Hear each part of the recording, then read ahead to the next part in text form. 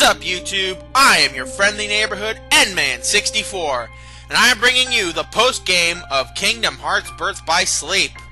In the last episodes, we wrapped up Aqua's storyline by taking on the final episode and the secret episode.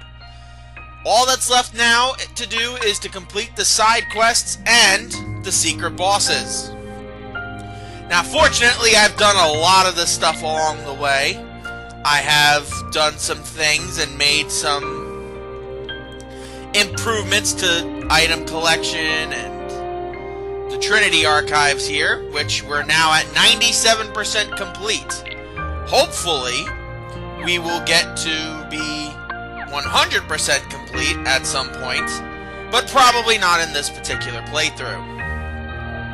Now, as I alluded to before, we are going to be continuing this storyline, the rest of the post-game, as Terra, because he is probably the easiest of the three to do the rest of the modes with, because of how powerful he is. Nothing against Ven and nothing against Ven and Aqua, but you know. Now, I've gotten Terra up to level 44, as you can see. He's got some stat buffs. Not exactly where I'd want it to be, as he has his cruddy Keyblade, so let's go get Chaos Ripper, which is going to be our Keyblade for the next few, almost said weeks, for the next few moments until we start getting better Keyblades. I have mastered all of Terra's finishing commands, including getting Heal Strike, which is going to be really important for certain boss fights coming forward. I have completed all of the shot locks, all of the dimension links that we can possibly have at this point in the game, and I have done all of the Mirage Arena inside and out except for the final few missions, which we've yet to unlock. Gotten all the ice cream. I am missing only one command, and we'll be getting that in the Mirage Arena. As for everything else, I'm pretty much done at all, with one exception. There is something that I neglected to talk about in the realms of the playthroughs. We are going to be going back to the Mirage Arena, but first, there is one last thing I need to talk about. Evidently, and I have to thank Deets for this, because she's the one who did the research, I missed a hidden unversed. So yes, we are going to go and pursue that last hidden unversed, which is here in the Keyblade Graveyard. Now, it's in the Seat of War naturally, so you wouldn't ordinarily go back here unless you absolutely had to. And with good reason, there's nothing to go back here. There's no save point, there's nothing. It's just this. Just this. Now, the floating floras are interesting. If you keep them floating the entire time, and you can do that with pretty huge-ass Keyblades, or just pretty much the long Keyblades, and you'll be set. Honestly, this is one of the most straightforward ones. And yes, as you can see, I previously did this just to test it out, because I'd never done this before. I've never seen this rare unversed until about an hour ago when I was testing this out, and again, special thanks to Deetsy for pointing that out to me.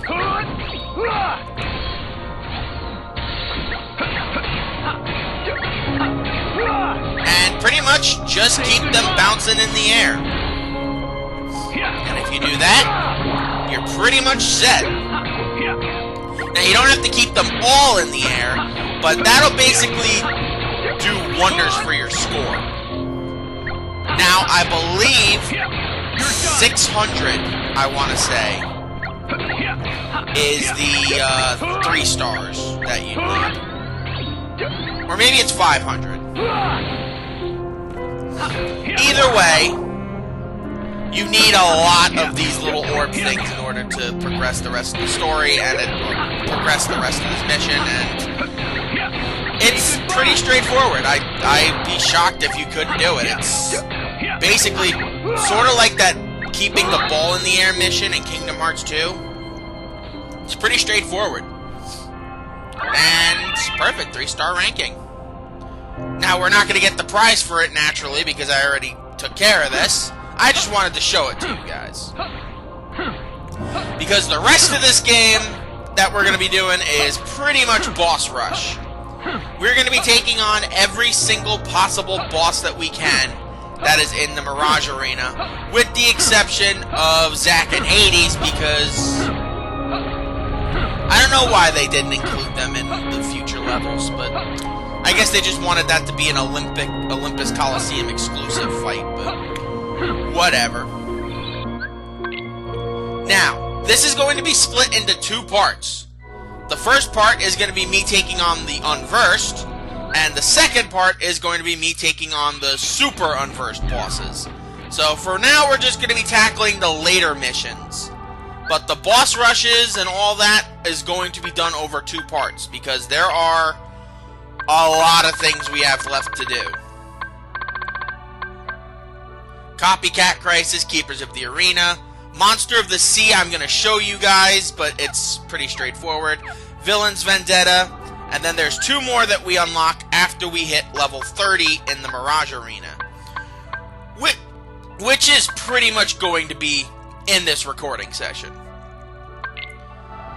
Now, this is another one of the copycats, which, in case you don't remember, is basically just an unversed that can make the duplicate copies of yourself if you let it get absorbed into its book. But it takes place here at the Land of Departure, so it's not too different. And this fight itself is pretty interesting, I'll say.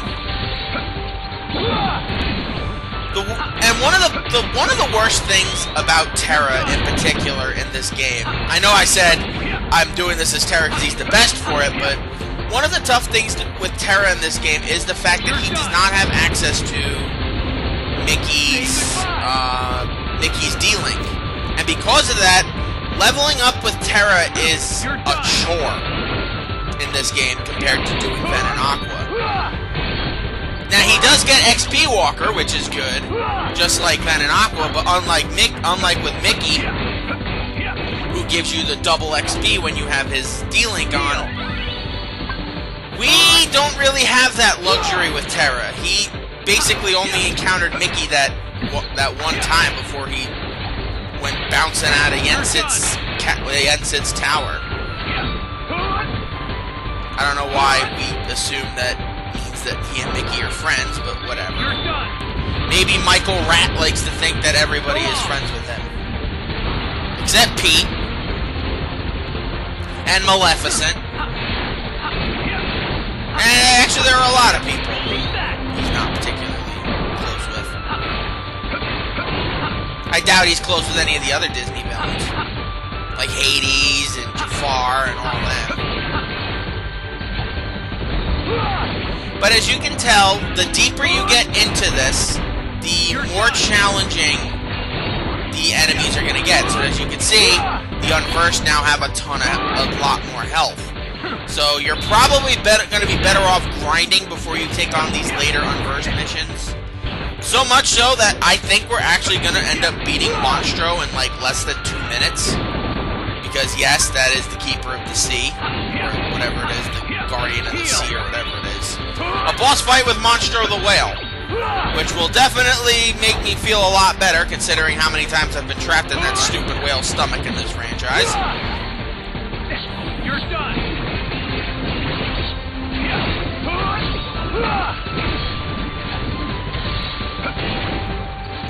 Boom, and boom, and boom, and boom, and boom. Oh, how did I miss? Come on, Terra. But aside from that, Terra is not the best when it comes to leveling up. But I think he makes up for it with his sheer power.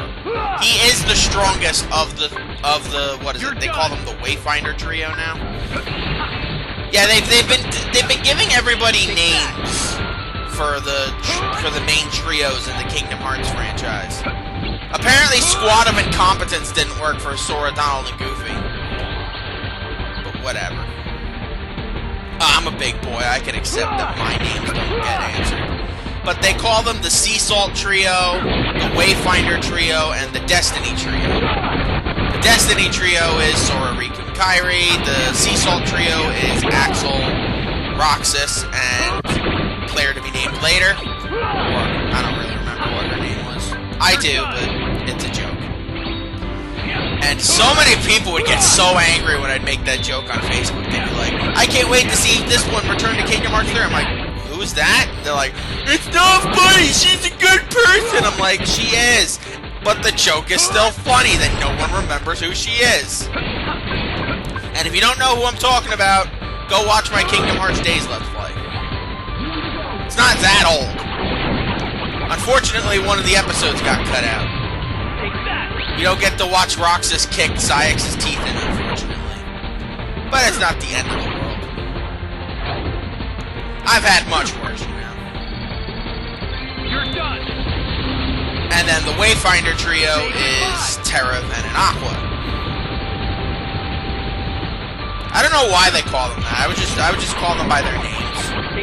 Maybe because they wanted to make it shorter and sweeter and more to the point, I suppose. I suppose.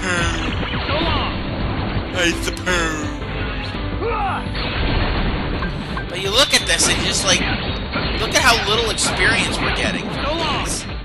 That's, like, hell, that one just gave us like 30 experience. We should be well beyond 30 experience. We should be getting like 100 experience per enemy now, at minimum. Especially considering how tough some of these next missions are going to be. And because I bring this up, the chance that I'm going to have to go back and grind is pretty high. Which is why I said we're going to be splitting this into 2 parts. Primarily because, like I said, the last few missions in the Mirage Arena are brutally challenging. And I don't mean like the fun challenging, like battling Terra was as Aqua. No, this is where it's like not even the fun kind of challenging. This is the mean kind of challenge. Well, one of them is. The other one is just absolutely a chaotic fight. But one of them is just like literally the most unfair fight in any game because of how much he freaking blocks and counters. You're done. It's just no fun, kids. It's just no fun. But I imagine we're probably going to end up doing this for another 10 or so episodes. And that should round us up to about, if I've done my math right, it should round us up to about 100 episodes. Which will make this the longest Let's Play that I've done. Edging out Kingdom Hearts 2 by about... Since Kingdom Hearts 2 should have been about 90 episodes, but some of the mushroom things got cut, I'm gonna be generous and say that that's at 90, so we're probably gonna end up beating this out by about 10 episodes. Unless, of course, magical bullshit happens, which, magical bullshit has been happening in my frickin' channel my entire life, so... I mean, what the magical bullshit of catching Heatran in a nest ball, the magical bullshit of Waluigi winning Game Guy in Mario Party 3 and getting the max amount of coins, even something as trivial as getting shiny Pokemon as often as I have in my LPs. I mean, it's not one per LP, naturally, but I got the one in black and white, the shiny Weasel. I had the shiny Girafarig in Heart Gold. I got the shiny Onix in Heart Gold. Not gonna say I've had extreme magical bullshit happening in my channel my entire life. You're done. Now the Mimic Master, since we fought him before, he's not particularly that challenging. All you really have to do is just pretty much just spam shot locks, and you should be in good hands. Say goodbye. Especially since he can't really use his powers of power to do too much damage to you. Even though he does follow... Oh, you dirty rat. You dirty rat, that was uncalled for. That was incredibly uncalled for. You're done. And this should wrap it up. And we got an HP boost for that. That's interesting. You don't find that in your everyday garden. So long. And we got the bonus challenge of getting an additional few shot locks and command style changes, and now we're level 27. I'm going to get rid of Dark Volley, and I'm going to replace it with Bio Barrage, which is, I think, the last one that I have not shown off yet, other than the last one, which we're going to unlock in one of these later missions. I believe we unlock it in in the Keepers of the Arena, but we're going to be tackling the Monster of the Sea for now, because, yes, Monstro. I've already alluded to it. Let's just get this over with. This is technically supposed to be an 8-round fight, but you can end it in 2 rounds if you get the right hits on Monstro when you go to battle him. Because yes, you fight inside Monstro, and then you fight again outside of Monstro, but you're fighting the whale himself, which is, again, pleasant in my eyes because screw Monstro. He's eaten me way too many times in my lifetime, and to be honest, I am sick of it.